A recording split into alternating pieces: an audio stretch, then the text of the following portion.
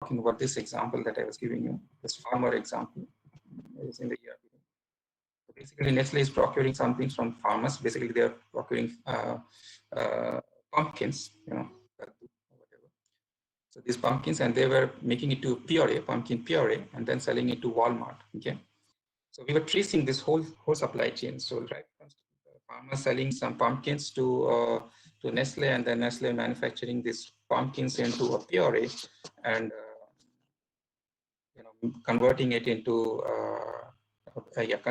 puree into some cans, and then sending it to Walmart for selling it. This whole supply chain we were tracking. Okay, so you can actually track which farmer gave this pumpkin to make this can of puree. Right now, it's not possible. Okay, but with this help of blockchain and IoT, we did that. How we did that? Of course, we had to give farmers some kind of devices so that whenever a batch of pumpkin is being sold to Nestle, so they could enter the different, details of those pumpkins with this device, which is an IoT device, let's say. Okay, basically, it's a phone, but at the end, it's a device which is connected. Any device which is connected can become Internet of Things, right? So yeah, it was selling these pumpkins to Nestle, and then Nestle would, send this information to blockchain, and then they will produce this pumpkin to pumpkin puree from pumpkin, and then send those information again to the blockchain, and then send it to Walmart. And then once it reaches Walmart, it will again send those information to the blockchain, and then you can trace every batch of pumpkin to pumpkin puree to Walmart. So you see, it's an integration of IoT, blockchain, and the real human beings, doing all the job, right?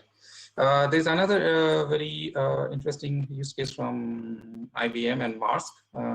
I was not directly involved in that, but I was very interested in knowing about it. So it's about global traceability. So Maersk is, I guess you know, this famous shipping corporation. So they have these huge ships, and is probably the largest shipping carrier.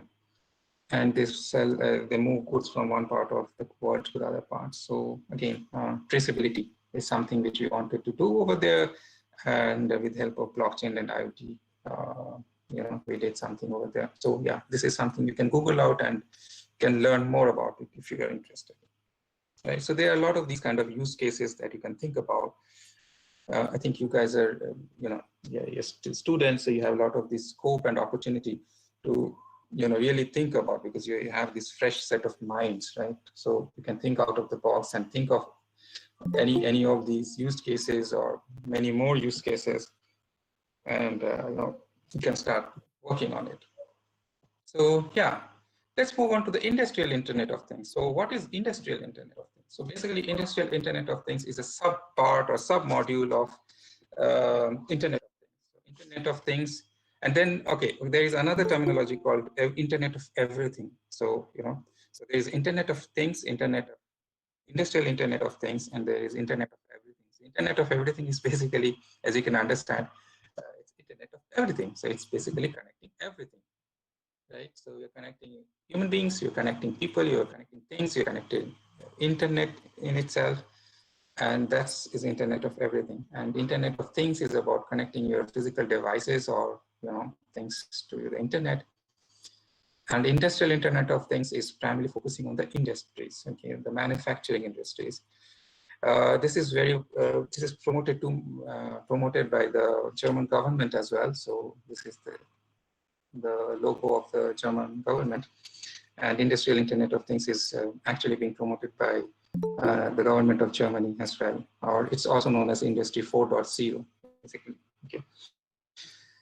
It's about the industrial transformation. So right now, the industries the traditional industries or the plants, the factories that we see today are not that digitized. Okay, let's call it like that. So I mean, they work in silos. So you have in a factory, if you go to a typical factory, you will find different machines lying, right? So one machine is producing something, then it passes on to another machine, then there it produces, it adds something to that particular product, and then it moves to another machine, then it does something, and then it goes on like that, right? But it kind of works in silos, and yeah, there are a lot of softwares to regulate and control them, but they are not really connected and digitized in that manner that we are expecting or fancying to be.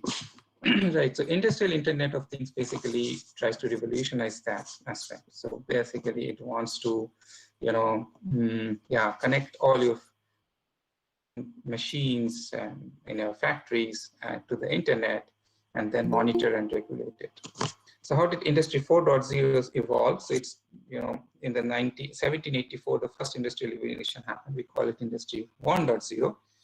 That's when the first, the steam engine, the steam powder, or the weaving thing came up, then there was Industry 2.0 when in the 1870, when the mass production started happening, and sometimes also known as the Industrial Revolution, which actually started this whole colonial thing. So we went all and become colonies and stuff like that. So that was Industry 2.0. Then came the 1969 when it was Industry 3.0, when computers started to come in, right? So computers were used in different businesses, to help in different business processes. And so, yeah, that's generally termed as Industry 3.0. And now we are talking about Industry 4.0, when we are talking about connecting your machines even to the internet. Okay.